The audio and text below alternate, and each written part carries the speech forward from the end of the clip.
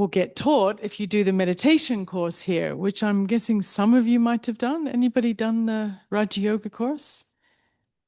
Yeah. No? So it's a lesson which I feel like often we do it, we get it, and we don't really come back to it that much. It feels like, yeah, it's simple, we got it.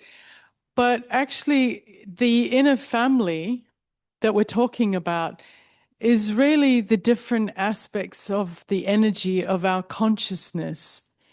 And in a way, sometimes we refer it to the ministers of our inner kingdom, the different energies of our soul. Or tonight, we're going to use the analogy of different members of the family. But each one of them does very different things and is really rich and deep and interesting in its own right as a function. And then you get the interacting of these functions together, which can lead to dysfunction or self-mastery. So I really think it's an essential lesson, really worth diving into and refreshing, or just looking at it from a bit of a different angle. So you might remember how this moves in circles. Yeah, we basically have the mind that thinks, and then the intellect that decides if those thoughts should come into action.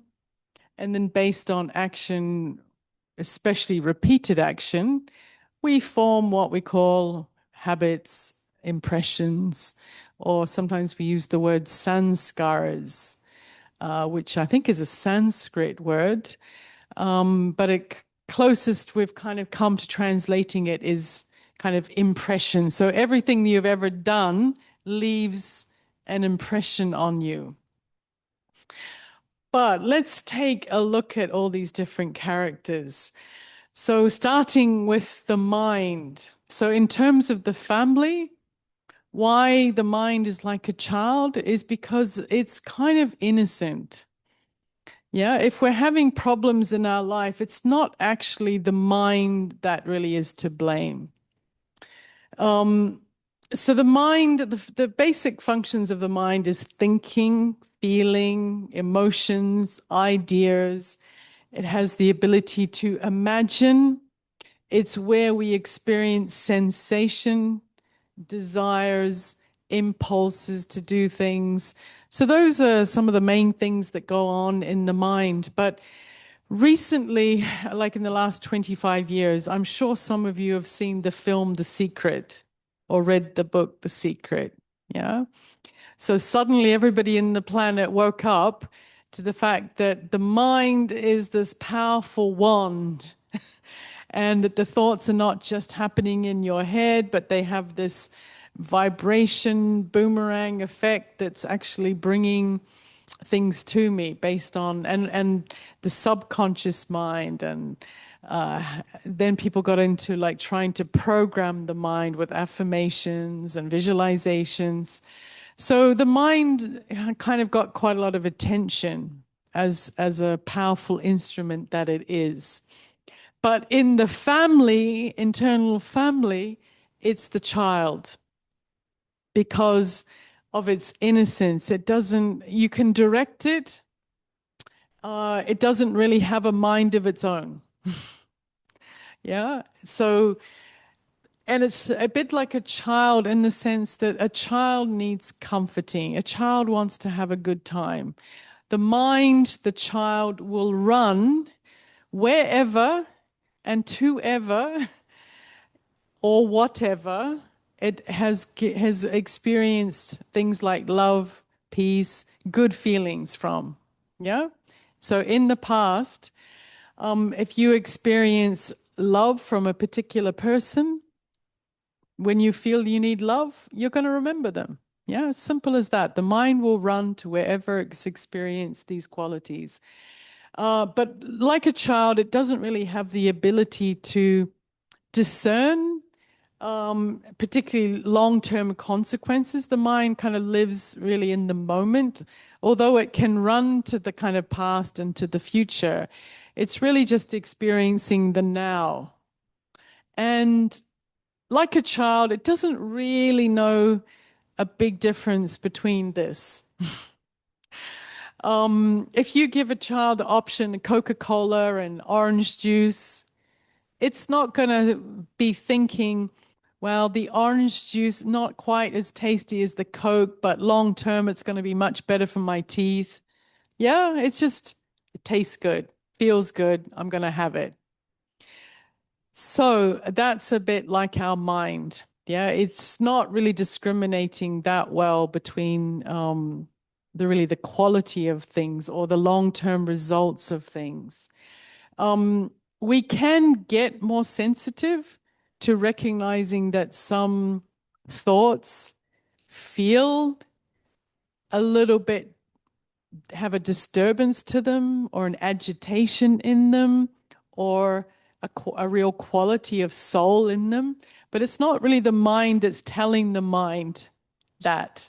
It's the next part of the consciousness that's able to discern.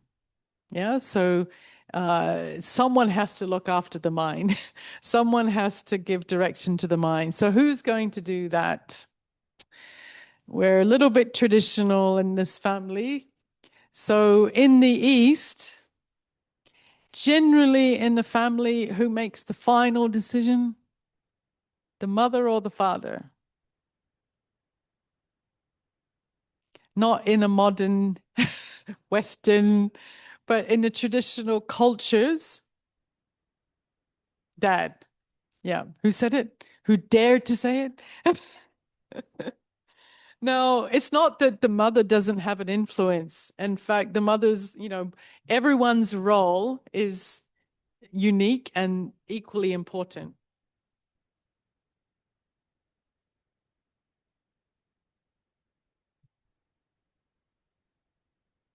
But for the sake of this analogy or this family, we're going to say that the intellect is the father.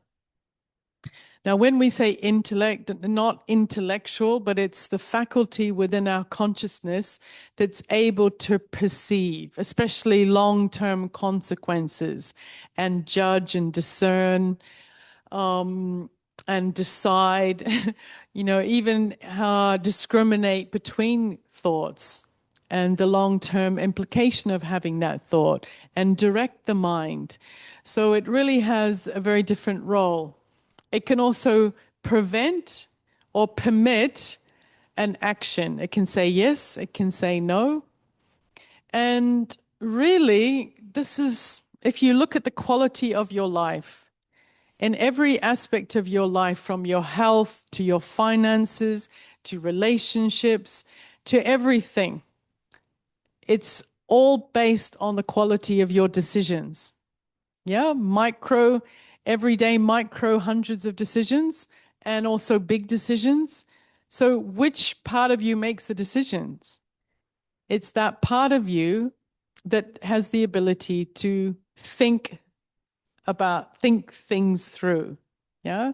So yes, we use the mind to think, but the mind is directed by the intellect and it can weigh up the pros and cons. And all of those decisions that you've made have been based on your level of clarity. Yeah. So often we make decisions based on what feels good in the moment. Yeah. And then we regret or we make good decisions. So you can see that there's a mixture. So why I've got Homer Simpson up there, because really, if we look at our life, and it's easy to blame the child, this reckless mind that like runs after the wrong things, blaming the mind. But actually, it's really that our intellect is like Homer Simpson. And I presume you've all know a little bit who are the Simpsons, yeah? Would you call him the ideal father? Um, oh, I've got another picture coming where you what? No, he's very permissive, yeah, and he's very like he works in like a uranium factory, but he's like completely like irresponsible and so for a lot of us, yeah, it's actually that our intellect has become dull It's not really sharp. It's not really aware of consequences. It's sort of asleep at the wheel of our life. And sometimes it's when, we're faced with a big problem that seems to have come out of nowhere, which is actually the result of all our kind of lazy thinking and decision making. And then we're like, it hits us in the face. And it's really the accumulation or the result of having a Homer Simpson like intellect. There's host spotlighted your video for everyone. Later or unmute? No. Later, okay.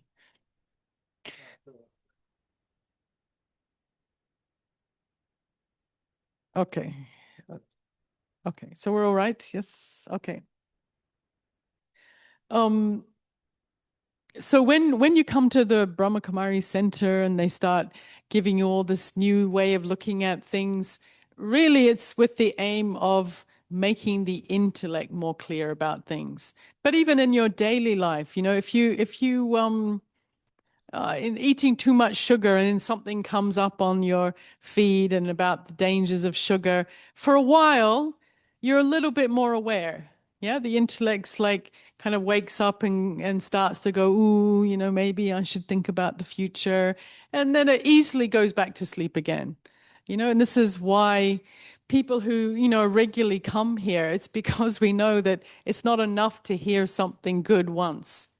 Yeah, the intellect's very influenced by well, the culture, the society, the status quo, the way that the world thinks. It gets very much influenced by that. Uh, mm, okay, so Ramadan. Why I have this picture up here is because I've often given this particular class to people from Muslim background in the UAE. And so I asked them, have you ever fasted for Ramadan? Of course, all of them have. Yeah, they all can relate to this. So let's say that iftar, the breaking the fast, is going to be 7 p.m. tonight, but by 4 o'clock, you're already feeling hungry, your tummy's rumbling, or you want a drink of water. So what do? Do you take a little bit on the side? Nobody will know. Given, they will go, no, never. They're totally firm about it. Why? Why are they so determined about it?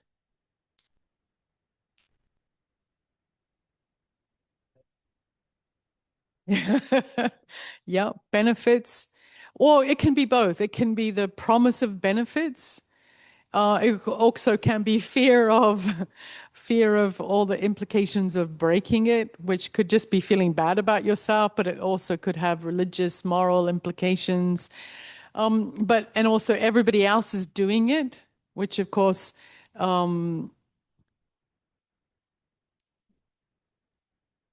sorry, I'm just getting a bit, someone seems to have their camera. Sorry, what was that?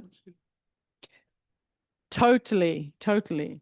Um, so yeah, they're basically their intellects are really clear and influenced by everybody else doing it, by very when religion comes into it, often it's not just I'm going to do something for my own good. It has a larger implication for them. But the key thing in terms of understanding the intellect, or particularly the family, is that they don't even have this inner battle about it. The thought doesn't even come. They don't go, should I, shouldn't I, a little bit. No, the thought doesn't even bother to come because this father has made a decision, and it's it's an unquestionable decision. Like what I say, it's the final word on it. So in that situation, the mind, which is like the child, it doesn't even bother to ask. Yeah. And so they just pass the time and wait for it. And in a sense that if you apply that to really how the intellect works, it shows that it's the same really in a family, but it's the same in any kind of decision. When we have a absolute firm decision, it finishes the battle of the mind. Yeah. Because if they were to just say, okay, nobody's going to know, just half an hour earlier, what's going to happen tomorrow? The likelihood of the happening again has just increased. And now it's a struggle because now my mind is going to push that thought, go on, it won't hurt again, it won't hurt again. So again, if we come back to the analogy of a child, this picture had something on it like the child was allowed one chocolate bar. So that's just what it came back with. But so imagine every day you go to the supermarket and your kid's with you, and every time you leave, they usually keep these things by the checkout.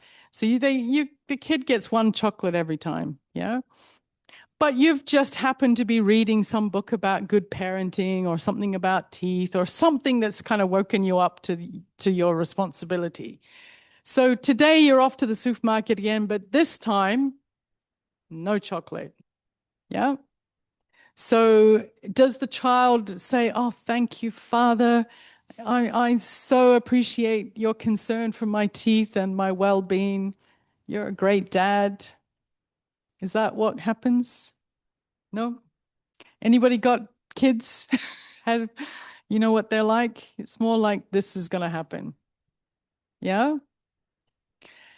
And my niece, she could cry for 2 hours straight, scream. Like you used to wonder where she gets the energy from. But why did she do it?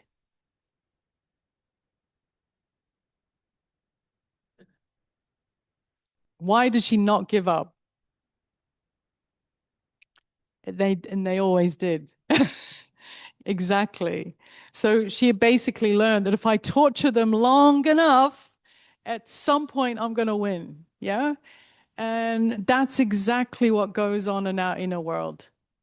Because when you make a decision, or you try to make a decision that, okay, none of that, or I'm going to do that, um, what happens is that okay, it's okay for a while, when you make a decision, you actually feel a little bit high for a while, like, yes, I'm going to make this decision now, and I'm imagining the good results that are going to come from it, so I get a little bit of a dopamine hit off that decision. But then comes the moment where the child is like, the mind's used to that particular thing, so it starts crying, and it comes strongly as an impulse, a desire. The thought keeps coming in your mind. And how does that feel when you want something, but you kind of try it, you decided you're not going to have it, but your mind is still like pushing the thought into your mind? We all know that feeling, surely. It's a battle. Yeah. And how does the mind feel at that time? A bit like that. That's the next step. Exactly. But you're absolutely right. Um, yeah, it feels really uncomfortable. That's why change, most people don't bother because it's uncomfortable. To want something and not to give it to yourself, it feels stressful, uncomfortable, like pressure building up. And often what happens is that, yes, we give in to the child.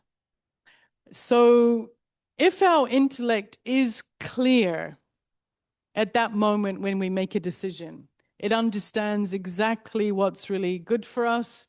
It has a long-term results clear. Then it will make the correct judgment, based on really what's good. And it will be influenced by the higher priorities, the higher values of the soul. Yeah. And it will stay firm to that, like the enlightened father. Yeah. But we also have this intellect that, a bit like, can you see the picture there? Homer's lighting a cigarette for Maggie. Marge or what? No, what's the girl's name? It's Maggie, isn't it? Yeah. Um, so that intellect, and we all have, of course, both. You know, this is sort of, we talk about the devil and the angel on the shoulders. That's the intellect. So the confused intellect, it misunderstands. It has very limited perception. It just sort of, it's like the father who says, "Oh, for God's sake, okay, have the chocolate. I just want some peace and quiet." Yeah. But how long is that peace and quiet? It's till next time.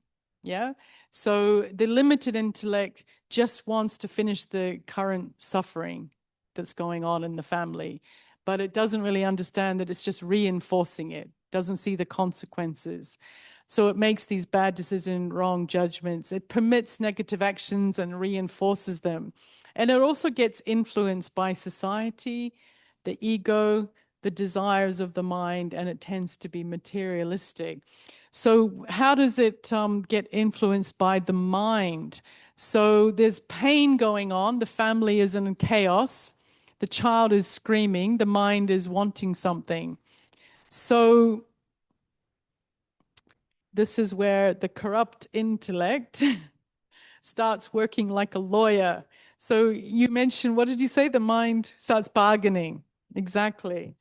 So, in this sense, the corrupt intellect, yeah, the materialistic intellect, the the intellect that just wants a short way out, a short, limited solution to this immediate pain, it will work as a lawyer for the mind, as the it will produce all the defense, all the arguments why the mind should be allowed to have one more or whatever it is. And we're all familiar with this. Yes, it would justify, make great excuses.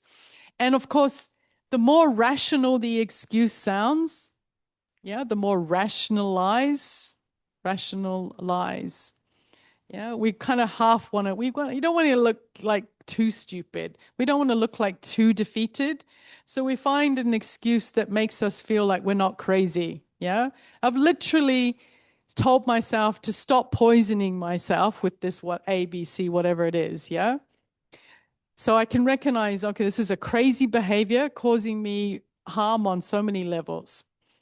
So I've made a decision and now I'm trying to find a way out of it. So I've got to justify my own weakness, my own craziness. So the better the excuse, the more I can keep a little bit of dignity. Yeah. So what are your favorite excuses when you want something that you've already said you're not going to have? Tomorrow's a new day. I may as well, and then on top of that, I may as well just indulge it because from tomorrow, it's never going to have it again type excuse.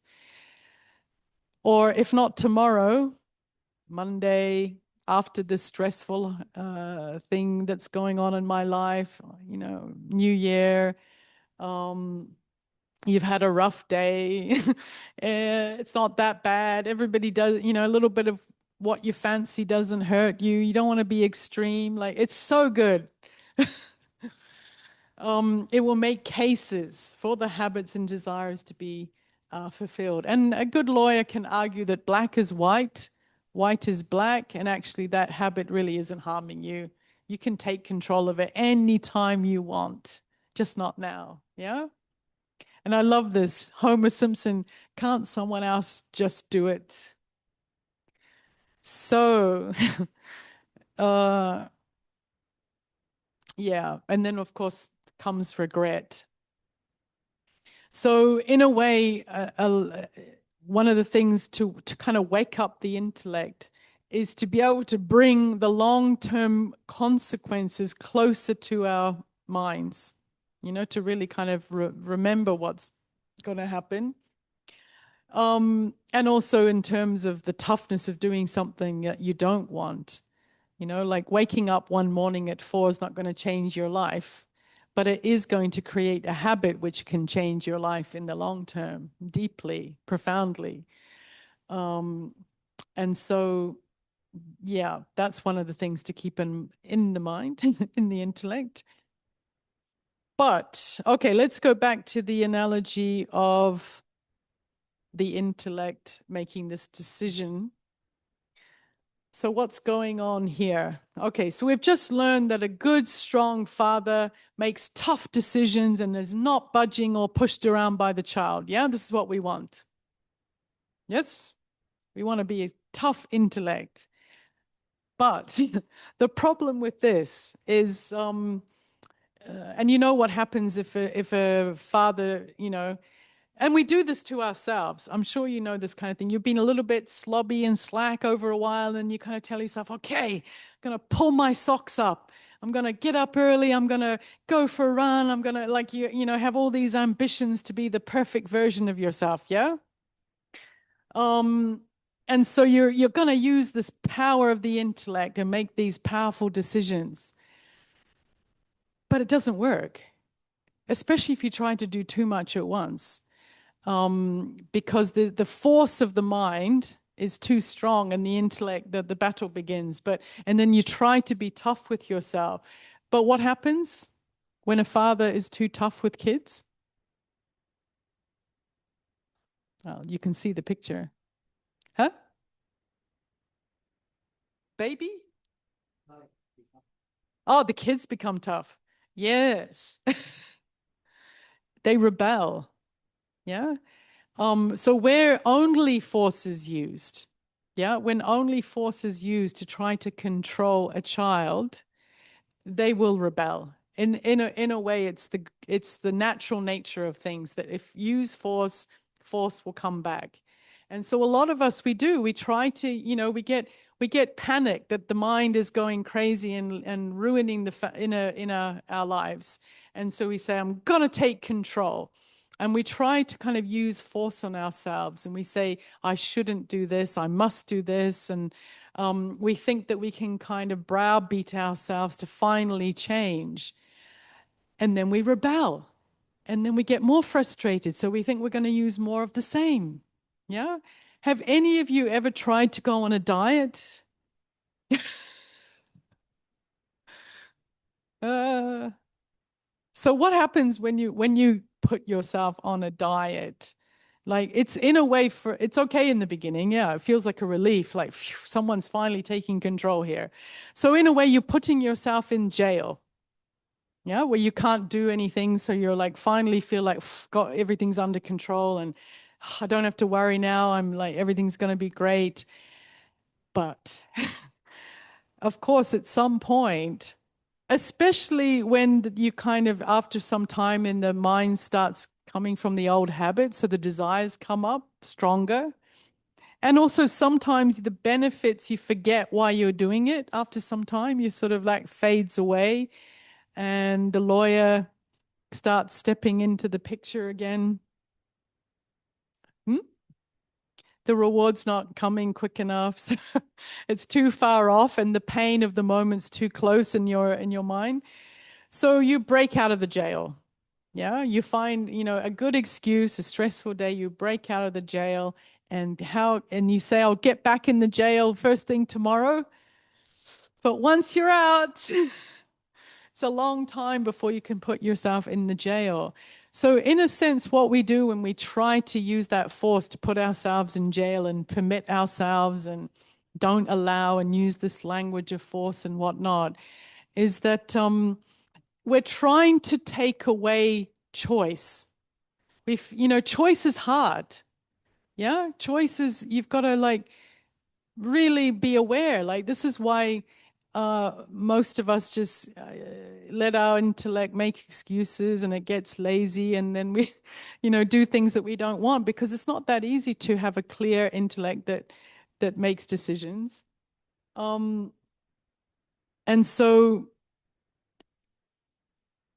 if you don't put yourself in prison, like, okay, let's go back to the analogy of your child. So you can tell your child, like, okay, no phone for you. It's a bad habit. It's turning your brain to mush. Yeah. Most children are going to rebel against that. They'll find a way to get on the phone. Yeah. And as soon as you're out of the house, as soon as they get hold of a phone, they'll be scrolling like crazy. Yeah. They won't want to let it go. And then it's even worse because the pressure of I'm not allowed in kind of adds to the power of the rebel. So what if it was you, just think about it, and you're trying to get your child to spend less time on the phone. What's the best possible approach do you think you could use? Distraction, give them something else to do? Yeah, yeah. Something that gives them a bit of what they kind of want, are looking for, but in a healthier way. That's a very good suggestion. What else might you do? A wise father wouldn't just say, nope, not having it. Okay, so if you do that, then you can have that. Mm-hmm. Yeah, that definitely would have some impact. But if you're trying to really grow a mature, thoughtful, responsible, aware child, what would you do? Who makes their own good decisions? Exactly. You try to help the child to understand where the decision's coming from and to help them see things the way you're seeing them, which is why you're so concerned about it. And you have to find a way to kind of get that across to them so that they are making a decision out of understanding. So in a way, it's much more empowering for us to learn to convince ourselves to do the right thing rather than just sort of telling ourselves to stop, stop, stop. But there's a really crucial part of this family that we haven't talked about yet, and that is the mother. Yeah. So where does the mother fit in with this? So this is really important because if we only try to use force, the mind will rebel. Yeah. So you can't just have this masculine side of our inner world trying to control ourselves.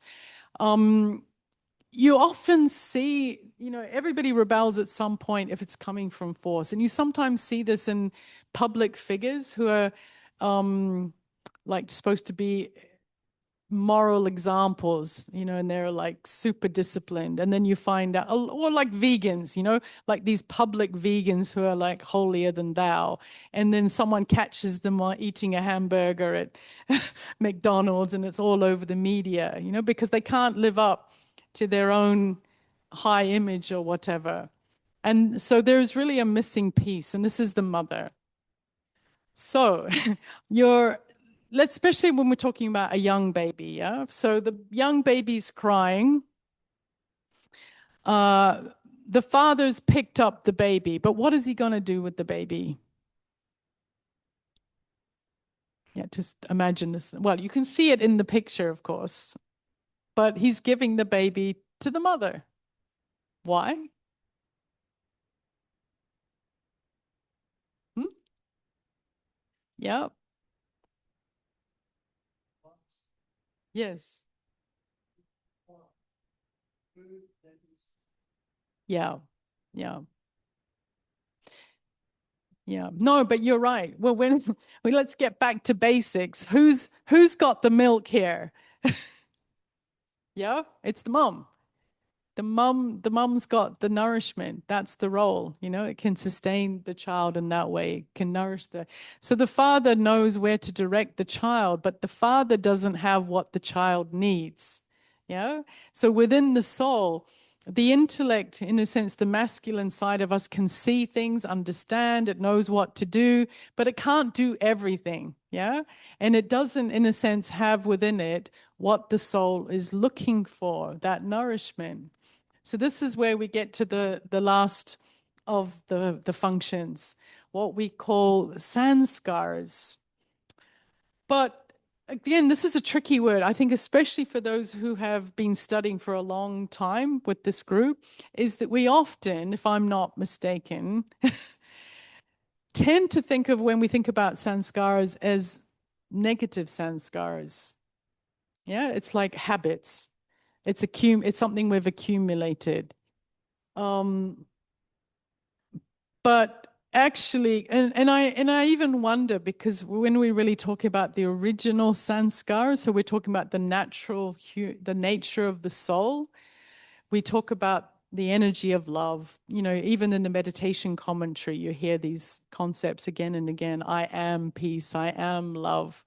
So I don't know if we would call those qualities your innate sanskaras, or just the nature of the soul. Yeah, because it's not even based on necessarily action. But often what we talk about when we talk about sanskars is accumulated habits, yeah, through this process of thinking and deciding and acting, and then we form sanskars. But at least one way that I like to think of it is a little bit like a record. And you could say that, you know, if anybody here has got an iPhone, you will have what is it, iPlayer or iTunes or something like that. I don't know what they call it now. Music. Used to be iTunes in the past, but I think they've changed it. So on your phone, whether you like it or not, there's a copy of a U2 album. Have you ever noticed? Have you ever tried to delete it? You can't.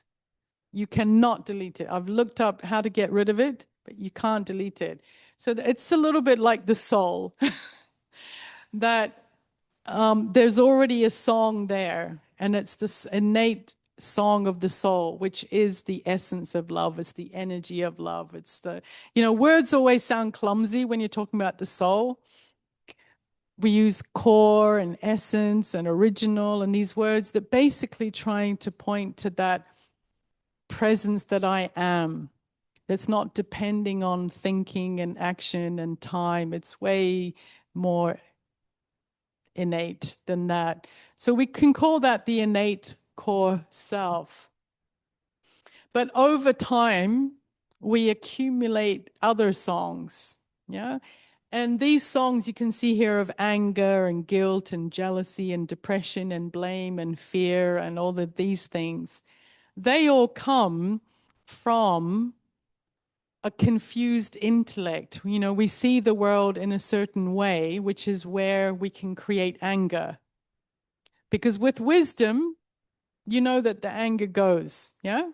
With the right way of looking at things, the anger is transformed. So who's looking at things? It's the intellect, yeah? So when the intellect is not clear and cloudy and influenced by the culture of the world that we're living in, we accumulate more and more of these, what we call negative sanskars. But, and this is really important, why I've got that image of the archer there, because somebody explained once that this word sin, do you know where it comes from? It's an archery term, yeah. I think it's also a mathematical term. It's to do with the trajectory of the arrow, but essentially it means to aim at something but to miss it. So that's all of our sins are our attempts to get something but from the wrong place. And so I love Marge with all her full fridge. So in a way, within us is everything that we are looking for. And but what's going on is the intellect doesn't remember that. It gets confused. The outside world, the habit of experiencing comfort and relief and peace from food and cigarettes and things like that has become so habituated that the idea that there's actually peace and relief and comfort inside of us, and that's the real quality stuff, it's hard to remember that. Yeah, the world is saying, come here. No, you know, it's the soul is trying to tell us, come inside, but the world is kind of trying to give us the shortcut. Yeah. Now, if we had longer, I would do this as a group, as an individual exercise, but I'll go through it with an example. So let's say there's a desire in the mind, a habit, an impulse. So these are some of the ones that I get people to choose from. But I'm going to choose for us to scroll late at night on social media. Does anybody here ever do that? Yeah, and you say, you know, just 5 more minutes and I'll put the phone down. Yes. And do you?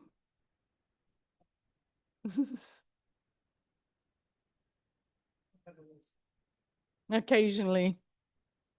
I actually did this particular workshop in Hyderabad in August, and there was one BK came up to me in the break, and after I'd presented this, and he said, my particular service in the BK world is giving workshops on digital detox.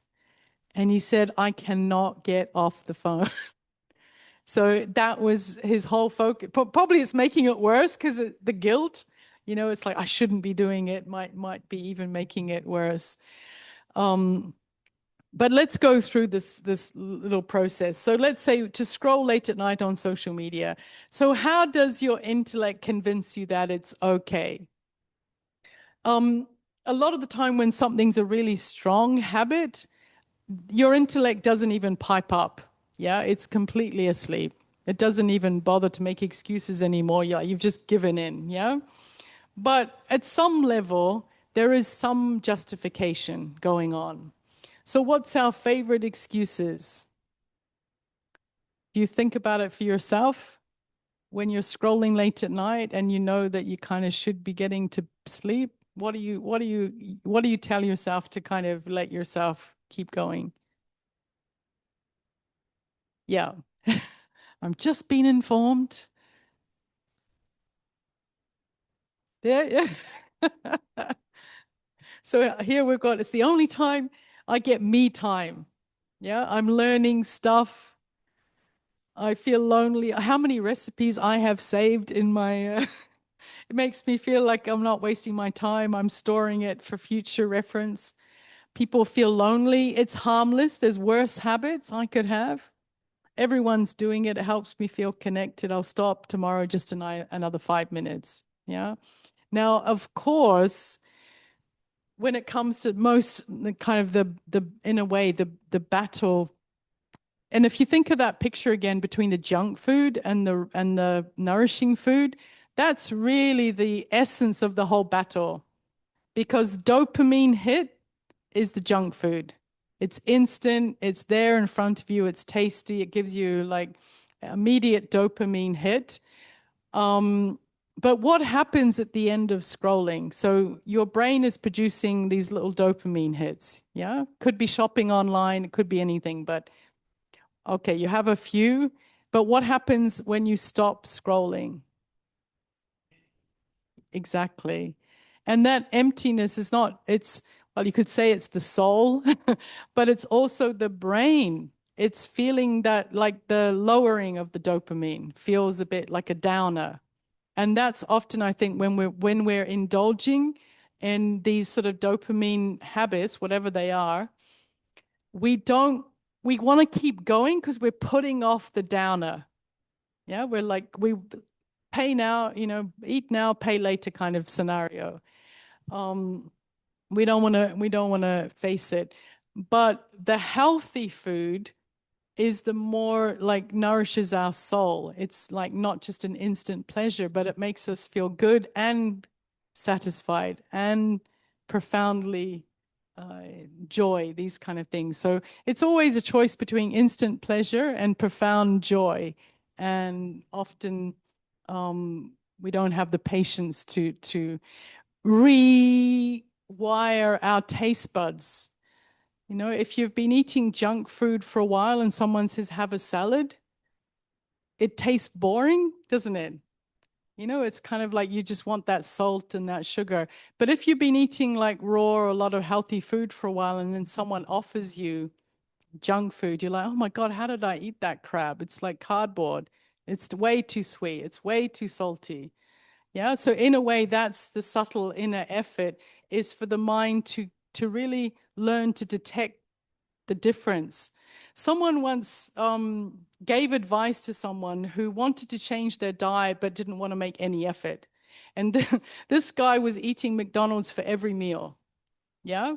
And so the only advice that the guy could give him with that criteria of no effort was okay, eat your burger, but I want you to eat it really slowly and mindfully. That's all you have to do.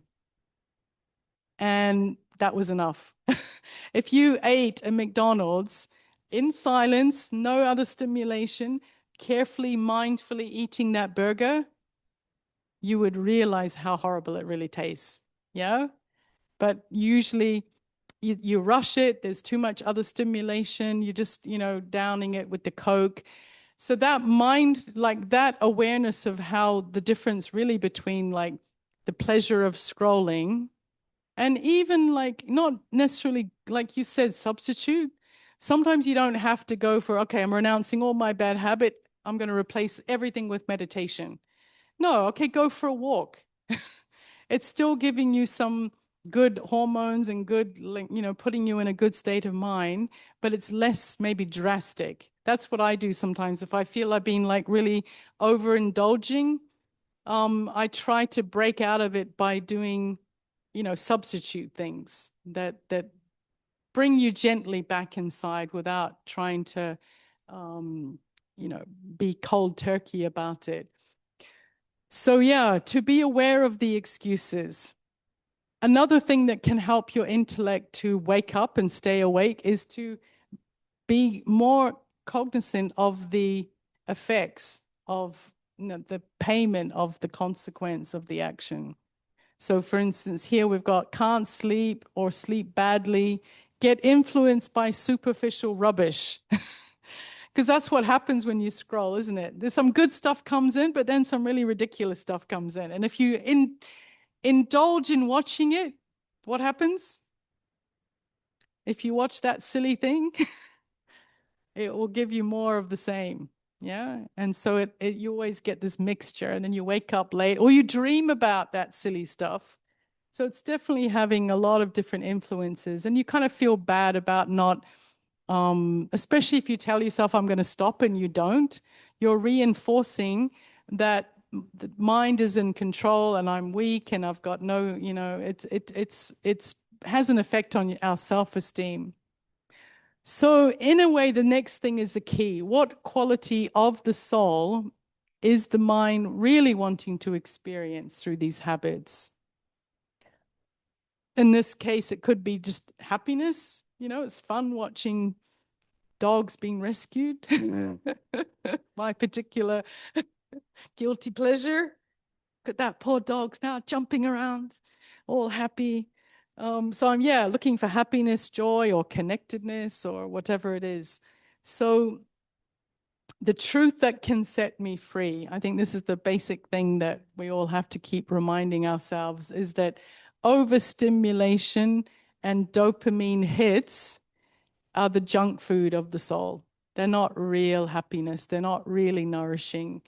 And that, the real nourishment is from connecting to the self, that the soul is peace, joy is our nature.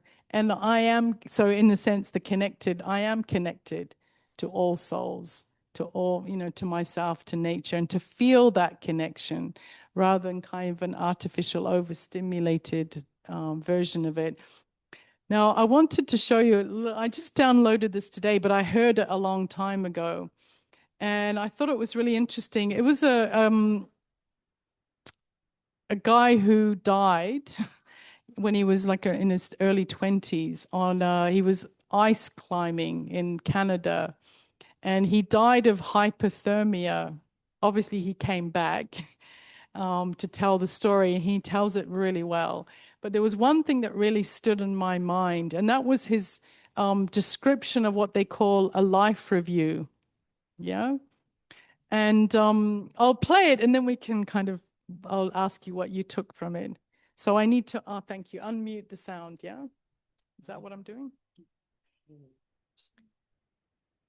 Yeah. Share the sound.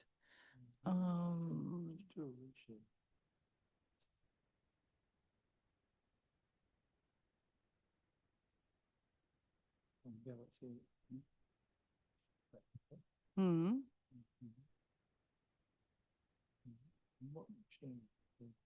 Yeah, the desktop. Yeah. Oh, right. Good. Thank you. Okay.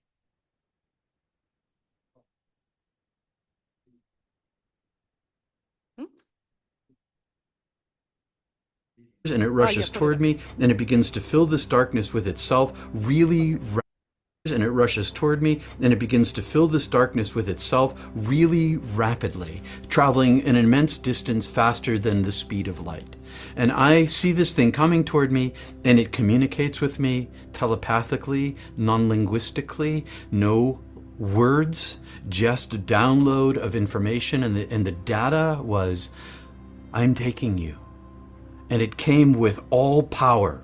It came with all knowledge. It came with all might.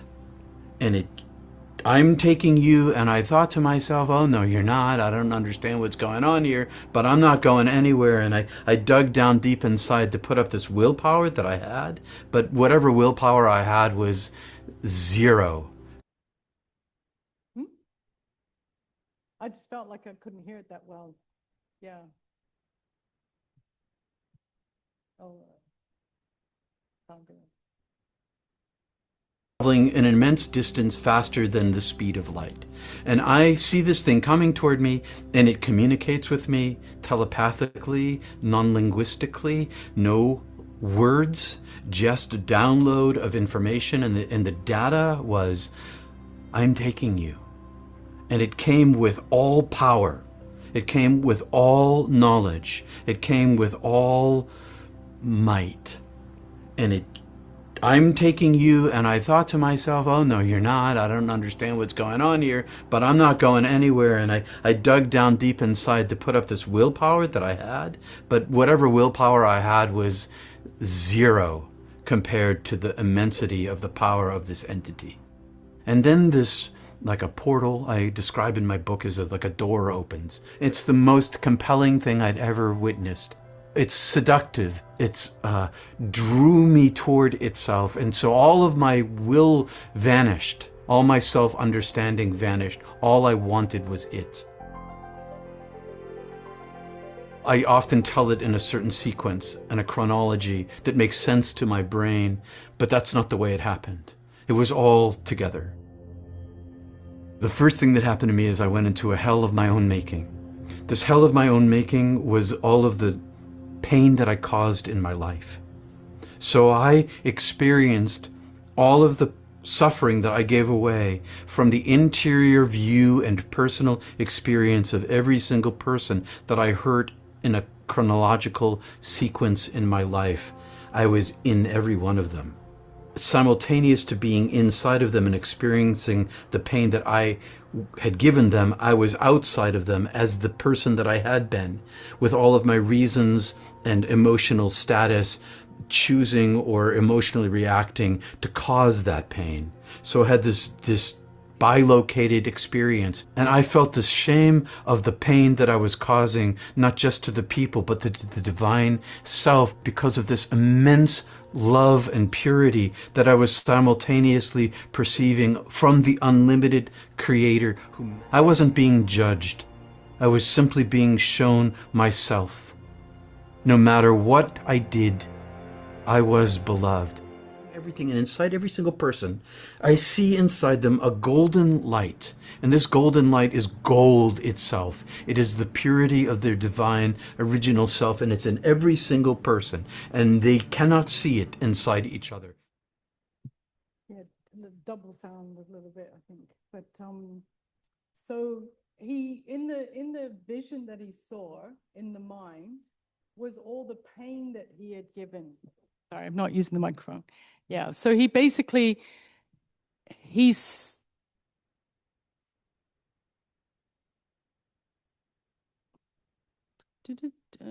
stop share? Stop sharing? Yeah. No, not really. But I did have one more slide, but I can keep that like that. No, that's fine. Um,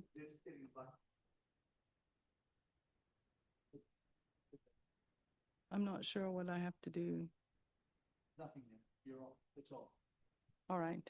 Okay. So yeah, what I thought was so interesting. So he's having an experience seeing in the mind all that he's done in his life to other people and feeling the pain of it. Yeah, so that's the experience happening in the mind. But then he's saying he saw the other part of him, which was essentially him looking at the intellect and realizing all the justifications that he had for doing those things. And he felt, well, shame, because he was, in a sense, kind of realizing the consequences. You know, it's like a father owning up to, it's not the naughty child, but actually I'm the one who let that happen. And but what touched me the most about it was the description of seeing it all. So seeing the action, the intellect that justified the action, but seeing it from the position of the soul, which he described as pure gold, full of love and no judgment, just understanding it. Yeah. So I think that in this process of understanding that, you know, the mind has got, it's full of desires that are based on traits that are being created from my wrong decisions. But my wrong decisions were created by an intellect, which is the result of living in a society which is very materialistic. So it's, in a sense, nobody's fault.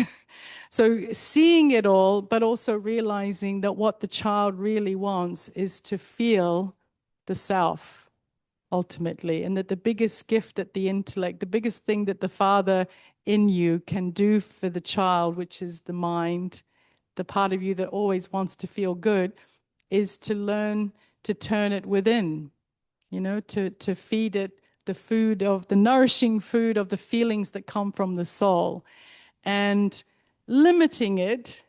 Because again, if we try to be too absolute, then we start judging ourselves for failing. You know, no, not going to do that, not, but weaning ourselves off. And I think one of the best ways to wean ourselves off junk food and the too much dopamine is to increase the amount of time that we give to feeling the real inner peace.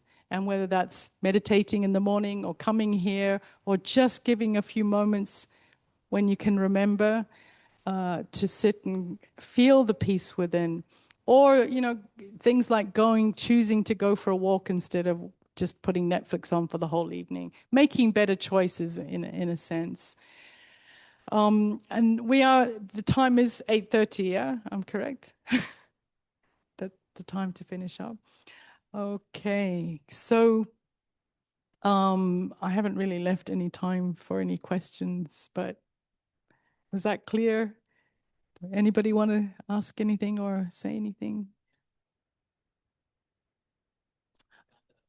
If you just, sorry, I probably should have, I only downloaded it today. If you look up Ice Climber DNA, it will come, DNA, NDE. Yeah, he'll be the first one that comes up. Near death experience, NDE, sorry, NDE. Yeah, Ice Climber. But yeah, it's one of the really powerful. Yeah, yeah, yeah.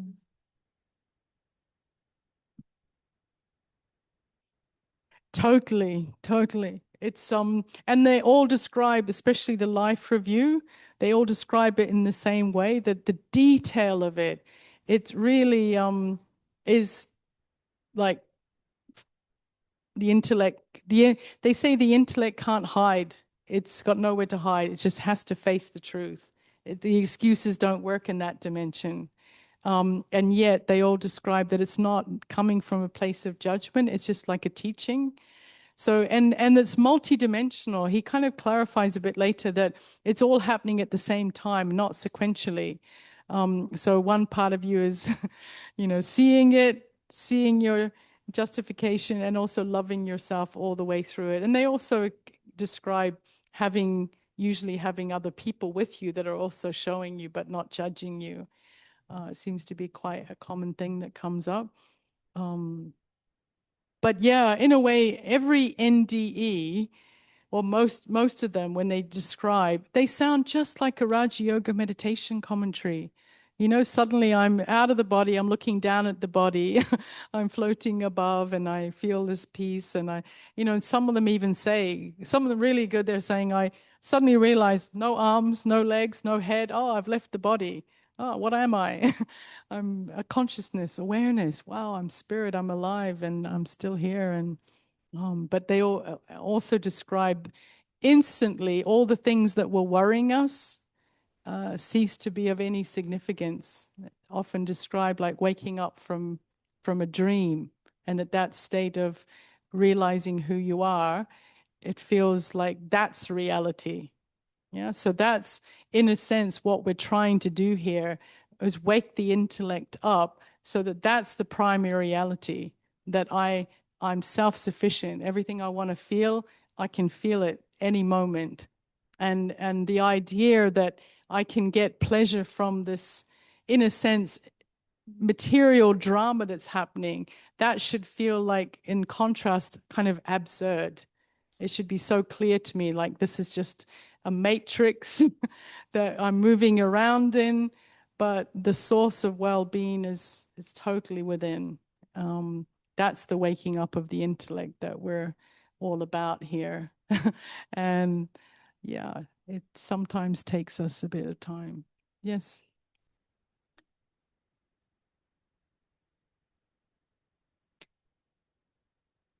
Mm. To what? To, yeah.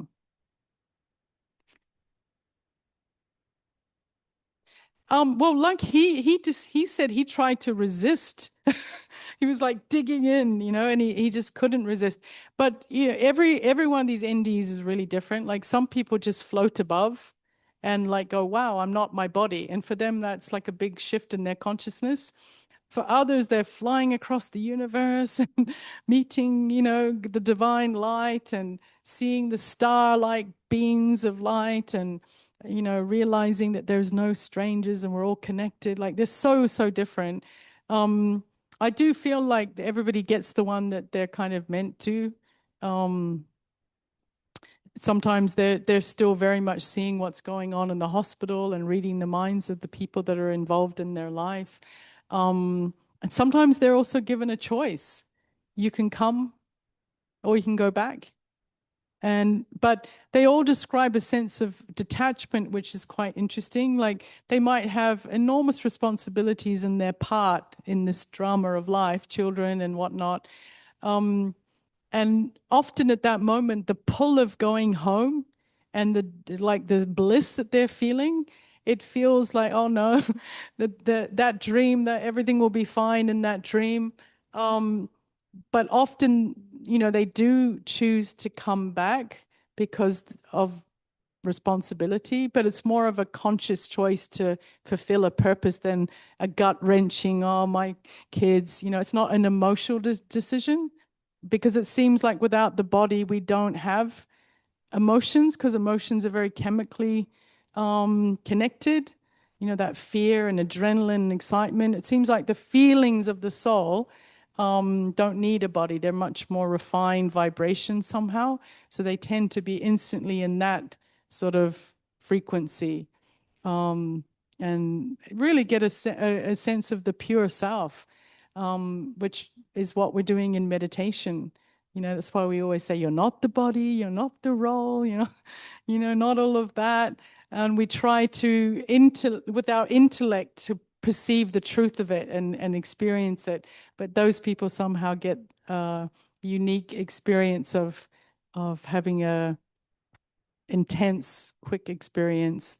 But I do feel that the way that we're doing it, more like realizing it, it means that you can choose to to remember it. It's if you're waiting for an NDE, or some people have NDEs, but it takes them a long time to still get what happened. Yeah, it's really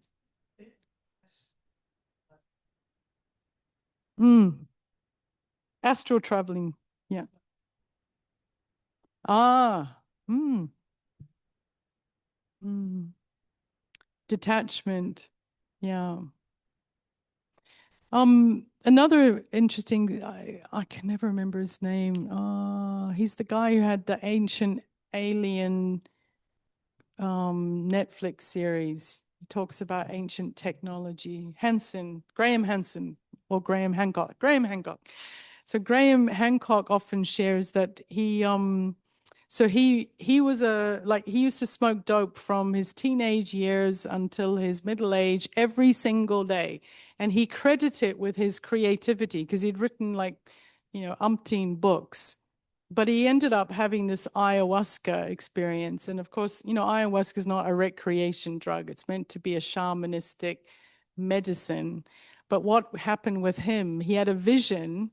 He thought that his habit caused no harm, only good, was his creative uh, enhancer, whatever. But he had a stark vision of how it distanced him from people, many, many effects on many, many levels. And he instantly gave it up.